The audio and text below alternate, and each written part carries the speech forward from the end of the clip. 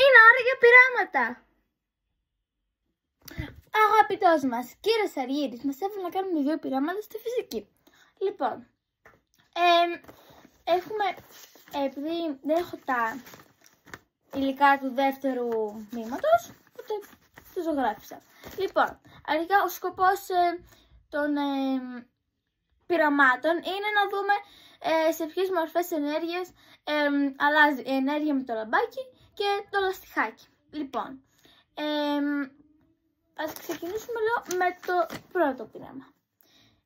Είχα κάνει και άλλη προσπάθεια και έχασα το άλλο μου λαστιχάκι. Ελπίζω να μην χάσω και αυτό.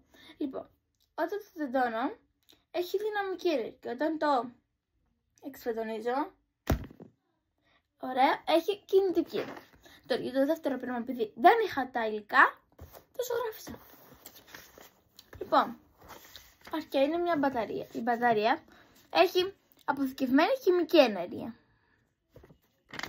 Το καλώδιο, όταν το συνδέουμε με την μπαταρία, μην το σχολιάσετε,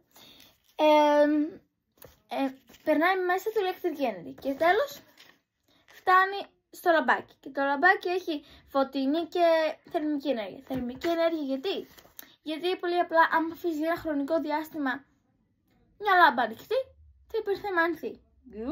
Καταλάβατε? Χαίρομαι. Bye.